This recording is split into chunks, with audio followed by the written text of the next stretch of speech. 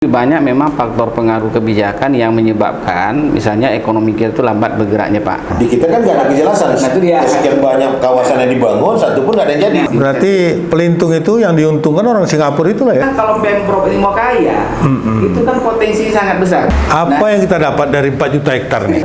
Kok didiamkan selama ini? Tiap tahun kita silpa terus. Ya. Nah, tahu-tahu sekarang defisit. Enak nih di Bobok kan ini. Setelah perhitungan BPKRI jadi 4 triliun lebih.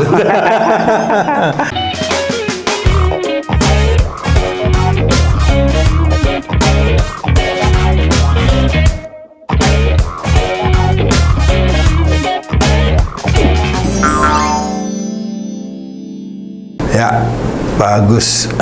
Jadi Om Yan, bagusnya kita memang tetaplah kita membicarakan tentang defisit. Defisit ya? Masih ini sudah berapa pusat masih defisit? Masih defisit terus ya kan? Kenapa defisitnya? Defisit Riau Apa? ini 3,5 ya? T 3,7 ada 3,5. 5 ada 3,7 ya kan. Nah, jadi alangkah baiknya juga kita undang lah Pak Azhar nih sebagai akademisi ya kan. Kira-kira Pak Azhar ada pandangan enggak kenapa sampai terjadi di tahun anggaran 2025 ini kita bisa, ini kata gubernur ya. Ya. Sampai gubernur curhat pusing 7 keliling. Iya. Ya kan, kita defisit 3,5 triliun. Ya. Ada yang bilang 3,7 triliun. Saya takut nanti setelah perhitungan BPKRI jadi 4 triliun lebih. Gimana Pak Azhar? Sebagai dari akademisi lah. Kondisi ekonomi dulu lah ya. Ya. Cerita santai lah kita. Ya, terima kasih atas ini waktu yang diberikan untuk memberikan respon Pak Tanggapan. Dia monomon. Ya. Ini nama kegiatannya monomon. Ya. Kemudian gini, mungkin sebelum sampai situ saya coba mulai dari ekonomi Riau dulu. Nah, ekonomi Riau dulu. Pertama kita bicara ekonomi Riau, sebelum 2019 itu dia nomor satu di luar Jawa, Pak. Investasi maksudnya? Bukan. Oh, bukan. Nilai ekonominya PDRB Riau. Iya. Di luar Jawa ya? Di luar Jawa. Jadi PDRB itu dulu Riau itu nomor 6 se-Indonesia. Jadi nomor 1 di luar Jawa. Di luar Jawa, ya. Nah, kemudian dimulai dari 2009 itu kita turun di posisi 6. Awalnya 5 nih. Turun ke 6. Nah, itu disalib oleh Sumatera Utara. Jadi kenapa? Kenapa bisa PDRB-nya bagus? Pertanyaannya kenapa? Iya, kenapa deh? Nah, ketika kita lihat misalnya di sisi kebijakan, itu lebih banyak memang faktor pengaruh kebijakan yang menyebabkan misalnya ekonomi kita itu lambat bergeraknya, Pak. Dan itu tidak hanya murni dipengaruhi oleh kebijakan di provinsi. Artinya memang kebijakan nasional juga sangat besar berpengaruh di situ dia. Nah, misalnya salah satu contoh adalah ketika kita dulu menginisiasi pengembangan. Sampai sekarang Pak kita masih nomor 6. Iya, nomor 6. Sumatera Utara nomor 5 malahan. Nomor 5. Nah, berarti nomor 1 di luar Pulau Jawa, nomor 1 dia. Iya, kita nomor 2. Nomor 2. Yang biasanya kita pegang nomor 1 ya. Iya. Pengaruh apa yang paling tinggi itu? PDRB-nya mungkin. Ada sawit di situ, ada apa di situ kan. Nah, kemudian awalnya kan sebenarnya itu berangkat dari inisiasi tentang industri hilir kelapa sawit itu, Pak. Sebenarnya inisiasi itu dari Riau. Dari Riau, kemudian direspon oleh nasional, itu terbagi kepada 3. Jadi ada pengembangan industri hilir sawit itu ada di Biosel itu ya? Ya, ada sawit ada di Riau, industri hilir kelapa sawit. Iya. IHKS itu startnya 2011 sih sebenarnya. Nah, kemudian itu ada 3 wilayah. Ada Riau, itu ada Sumatera Utara, Semanggi, kemudian ada Maloy, Kalimantan Timur. Timur. Nah, kemudian saya kan periode keduanya Pak SBY, saya tenaga ahli di Kementerian Perindustrian. Sebagai seperti dengan teman-teman di PB kan. Baru tahu nih. Tidak tahu nih ada orang dalam dukung. Ada orang Riau ya kan, tenaga ahli di kementerian. Terus sayangnya kita kan. Ya. Nah, kemudian waktu itu oleh pemerintah pusat, karena Riau punya posisi strategis memang, dijadikanlah untuk champion, namanya champion. Jadi induk pengembang industri hilir sawit itu Riau ini diplotlah untuk sektor swasta, Pak. Swasta lah yang diplotnya.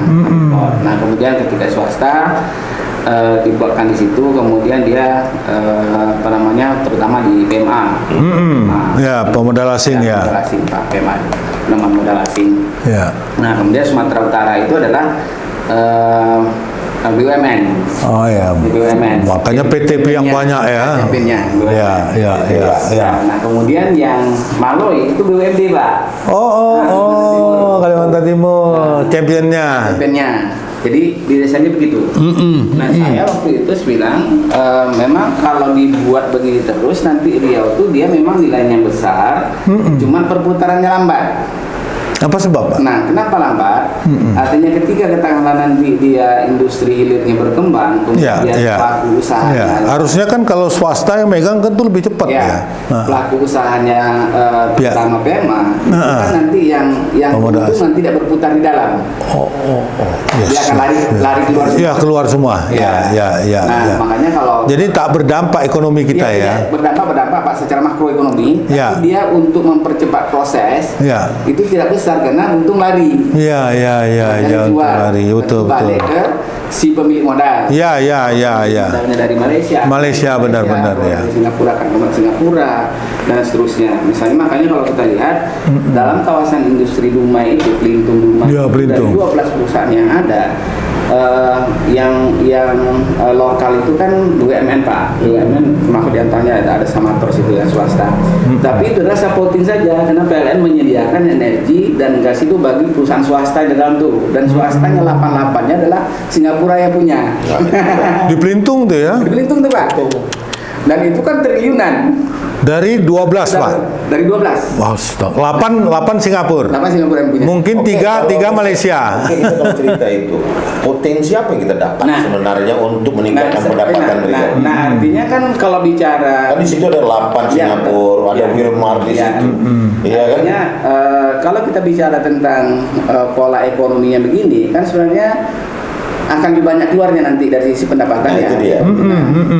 Nah, saya waktu itu dengan kementerian saya bilang itu dibuat obligasi. Artinya kalau mau dibuat obligasi, walaupun nanti memang championnya swasta besar, tapi paling tidak didorong juga swasta lokal masuk ke situ dia. Nah, syukur-syukur ada swasta lokal dari Riau, kemudian syukur-syukur juga ada BUMD yang bisa ikut di dalam itu. Nah, itu dia. Nah, terutama memang bicara orientasi nanti barang. Artinya kalau kita bicara orientasi produk barangnya, nanti dia kan ada dua tuh, orientasi apakah nanti jual ekspornya atau orientasi domestic market. Jadi kan ada foreign market, ada domestic market yang seperti itu. Kalau saya dulu menyarankan untuk perusahaan-perusahaan lokal misalnya yang kita masukkan ke dalam itu, kemudian termasuk BUMD itu memang disediakan untuk dalam rangka memenuhi kebutuhan lokal. Nah, kemudian yang investornya kebutuhan BUMD tadi masuk dalam posisi apa di situ nanti? Pelaku usaha, Pak. Pelaku dia ya? Ya, pelaku usaha. Nah, pelaku usaha. Nah, kalau tidak pelaku usaha, pelaku developer kawasan industri. Contoh Buton misalnya kan, ada Bakul misalnya. Kemudian ada Tenaga Jaya. Ini kan dia tidak siap nih sekarang BUMN ini. Yang kata ketika kita dalam defisit, yang digesa Pak Gub tadi kan pingin ada pendapatan, Bapenda harus kerja keras. Nah, sementara secara hukum, secara apanya, dia kan nggak siap nih, Pak. BUMD kita nggak ada yang bergerak ke situ. Nah, itu dia. Nah, ini kan ada potensi, tapi kita dari dulu memang nggak nyiapkan. Nah, itu dia, itu yang saya antisipasi dari 2011. Santisfari 11, makanya semalam ketika acara di kantor gubernur kebetulan sudah harusnya gubernur yang hadir, tapi itu Sekda Pak Sekda yang hadir. Nah, kemudian orang dari kementerian saya bilang kan pola ekonominya Riau saya sudah ingatkan di 2011. Nah, kalau pola ekonomi Riau-nya begini, kita kan begini itu apa maksudnya? Artinya dia akan terus proporsi pendapatan daerah, Pak. Akan turun terus. Mau gitu, ya. Kenapa turun? Karena gini, misalnya ketika bicara kebun sawit, itu yang dipungut oleh PBB P3. PBB P3 itu pusat, Pak. Jadi bayar pajak bumi bangunan iya. itu kan Cuman pusat yang kita dapat tanahnya aja. Ya. Kita PBB tanah. Nah, jadi itu pusat yang dapat. Karena diatur regulasinya memang pusat. Ya, pusat yang Kecuali dapat. perkotaan ya Pak. Ya. Kecuali perkotaan. Perkotaan kota kan, itu dia pusat yang dapat. Nah, kemudian ketika dia nanti ekspor hasil produk Pusat juga yang dapat. PNBP dia Pak, penerimaan negara bukan pajak. Itu tidak masuk dalam struktur PPN dari luar itu. Oh. Nah, makanya dana ekspor CPO misalnya dari Riau itu kan kalau kita lihat angkanya kan tidak pernah kurang dari 10 triliun, bahkan 2023 itu 12,3 triliun. Iya. Tiap tahun. Hampir teratas gitulah. Tiap tahun ya, dana CPO ya. Itu tergantung kalau harganya naik lah dia. Tapi tidak pernah misalnya di roundnya sekitar 10-an ya. Makanya dulu ketika kita nyusun misalnya kebetulan teman saya yang surveyor untuk jalan tol Pekanbaru Dumai kan sebenarnya kita tidak perlu punya duit di sebenarnya. Kalau kita peruntukan hasil dari Riau itu memang kembali lagi ke Riau sebagian. Dan sebenarnya tidak perlu minjam lah katakan lagi untuk bangun jalan tol karena itu besar dari situ PNBP-nya. Nah, PNBP sawit begitu, PNBP-nya kelapa begitu, PNBP-nya batubara begitu. Ke pusat semua. Nah, ke pusat semua Pak. Nah, itu dari sisi penerimaan. Nah, sekarang ketika bicara tentang hilirisasi industri, hilirisasi industri kan wajib masuk dalam kawasan. Bicara tentang kawasan, nanti kan ada lagi aturan terkait mengatur dalam kawasan. Itu tadi. Di kita kan nggak ada kejelasan. Nah, itu dia. Sekian banyak kawasan yang dibangun, satu pun nggak ada yang jadi. Padahal dalam kawasan industri itu insentifnya sangat banyak Pak. Itu masuk ke daerah ya? Ya, artinya bukan insentif, artinya pelaku industri katakanlah UMD kita. Industri minyak goreng. Kawasan industri. Ketika dia masuk ke situ, itu kan ada tax holiday. Tax holiday. Oke. Itu kan. Ketika dia mau mengembangkan nanti kan ada lagi dia tax loan macam-macam kan. Macam-macam. Berarti bukan Pak. Berarti pelintung itu yang diuntungkan orang Singapura itulah ya. Nah, itu dia. Artinya secara nasional untung. Jadi artinya kan di Pelintung itu kan sebenarnya kan kawasan pelabuhan itu dikuasai Wilmar. Iya, kita bicara itu dulu. Misalnya ketika bicara di kawasan industri, nah kita kan ada problem lagi. Misalnya gini Pak, di peraturan Menteri Perhubungan, misalnya satu kawasan industri itu kan tidak boleh misalnya penyedia kawasan itu menyediakan pelabuhan bagi tenang di dalam. Tapi karena pemerintah tidak menyiapkan pelabuhan itu, artinya pelabuhannya swasta, digunakan swasta yang lain ada di dalam. Akhirnya developernya dapat untung lagi situ dia. Iya. Karena pemerintah nggak siap ya. Padahal itu kita sudah dorong itu dari 2011. Nah, artinya gini Pak, kalau dihilirisasi tadi banyak gitu. Kalau memang nanti katakanlah ada BUMD kita yang main di situ kata Bapak tadi, katakanlah dia bisa masuk di situ, terus misalnya dia juga bisa main di propertinya. Nah, berapa kira-kira pendapatan yang bakal diraih kalau memang dari dulu sudah disiapkan sebenarnya? Saya pernah kajiannya di satu pabrik Pak, di Dumai itu, pabrik minyak goreng 1,1 juta ton. Dia bisa untung sekitar 480 miliar setahun, satu pabrik minyak goreng. Berapa satu tahun? 480 miliar. Untungnya. Jadi makanya saya bilang kalau BUMD kita menggarap pabrik minyak goreng saja dengan kapasitas 1 juta ton, misalnya uang 400 miliar itu sudah gampang jadinya kan. Nah, itu dia. Itu yang kita kemarin bicara itu Duta Palma yang diambil oleh pemerintah. Seharusnya ada perusahaan BUMD kita yang meraih itu. Nah ini perannya Pak Gubernur juga kencang di situ sebenarnya. Kita sarankan kalau dapat Pak Gubernur ambil sesuatu perbaiki regulasi tentang BUMD ini Pak. Saya semenjak misalnya dulu Sinarmas menjual ke perusahaan Malaysia itu yang arah ke Siak itu kan, itu kan punya grupnya Sinarmas kalau nggak salah itu, Salim Group lah ya. Salim Group kemudian kan dijual tuh ke Malaysia. Dijual ke Malaysia kan Pak. Saya kan dulu nyarankannya itu jangan. Pemprov mengambil. Pemprov ngambil. Karena kan pasti bayar bank juga kan. Berutang lah kita sama bank, gue enggak ya. Asal barang tuh dapat ya. Namanya usaha begitu lah. Betul Pak. Nah, kita kan enggak punya nyali di situ. Enggak. Saya bilang kalau Pemprov ini mau kaya, itu kan potensi sangat besar. Banyak, iya benar-benar. Nah itu bicara sampai ke situ lah. Artinya nanti kan di RPJMN sekarang kan bunyi lagi tuh. Misalnya pusat bioindustri nasional itu adanya di Sumatera. Sumateranya di mana? Itu di Riau. Di bioindustri. Ya, di sini Pak. Untuk Indonesia. Untuk Indonesia. Posisinya di mana rencananya? Belum lagi. Enggak, sudah. Tidak, maksudnya sudah. di Riau nya. Artinya di Riau. Lokusnya di mana? Pasti di rumah lah. Jadi. Ya. Karena secara pelabuhan dia tidak siap apa semua ya. Jadi itu ada Lubuk Gaung, kemudian kemungkinan kita berharap kan sebenarnya Bengkalis yang berubah dulu kan Indonesia. Tunggu dulu Pak, kita sawit terbesar di Indonesia. Hampir 4 juta hektar. Biodiesel nanti di Riau juga. Artinya biodiesel itu sudah jalan Pak. Udah jalan ya kan. Anunya di Riau juga. Di Riau juga. Masih juga kita defisit Pak.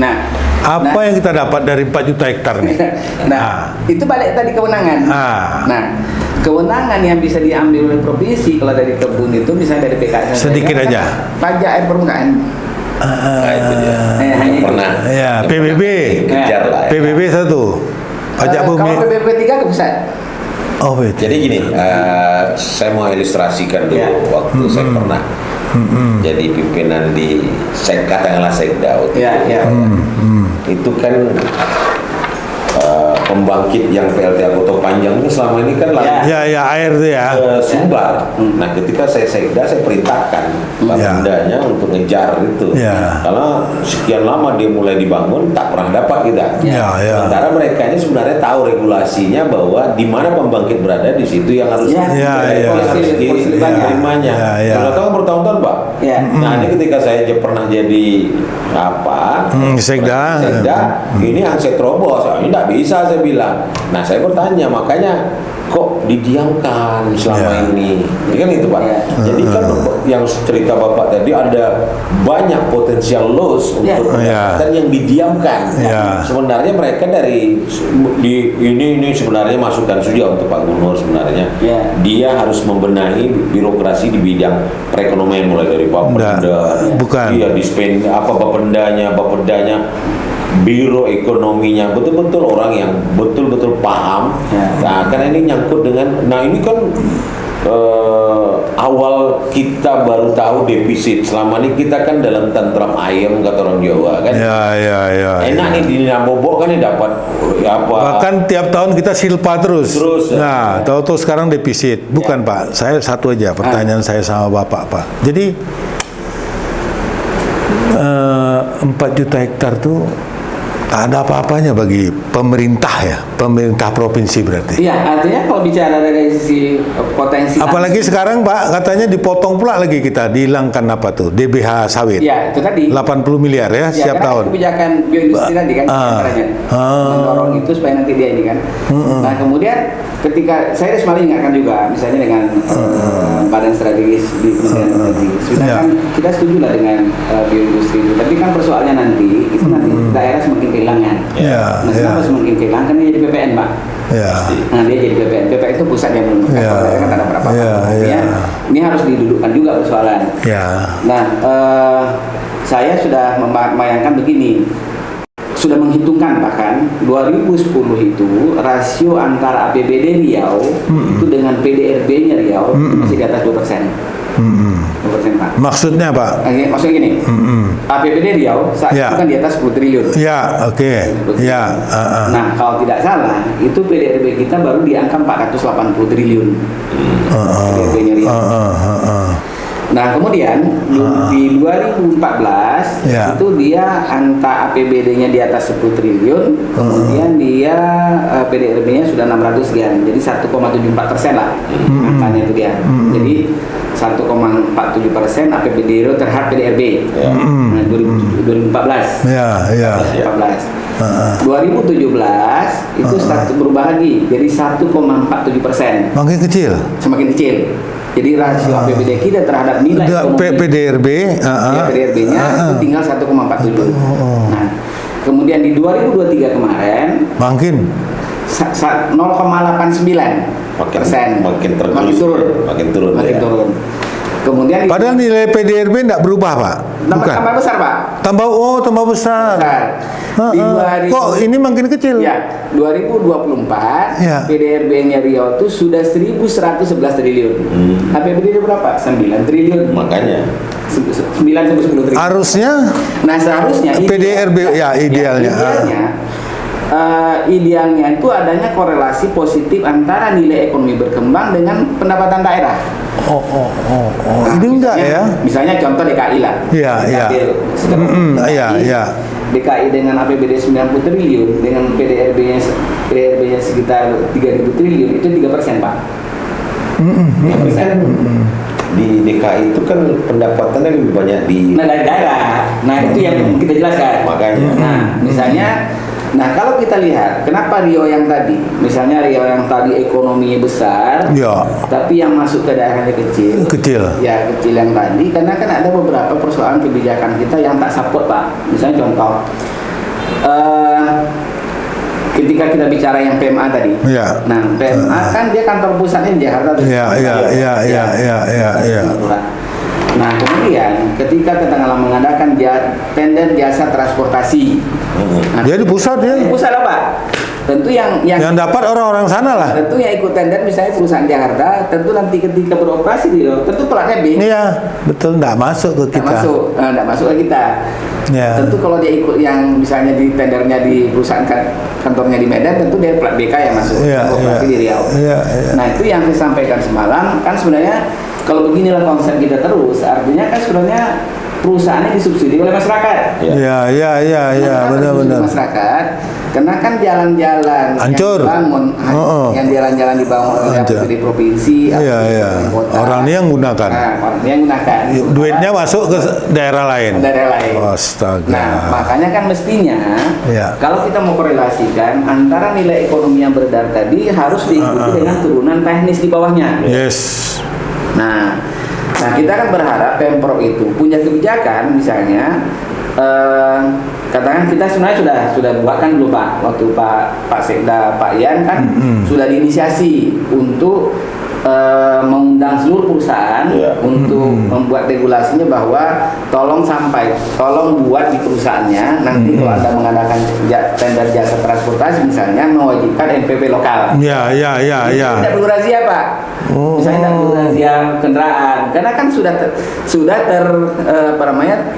terregulasi di perusahaan itu sendiri bahwa ketika misalnya Bapak mau ikut tender jasa transportasi satu perusahaan, Bapak harus punya NPWP dulu. Kalau tak bisa, tak ada. NPWP lokal, NPWP ya?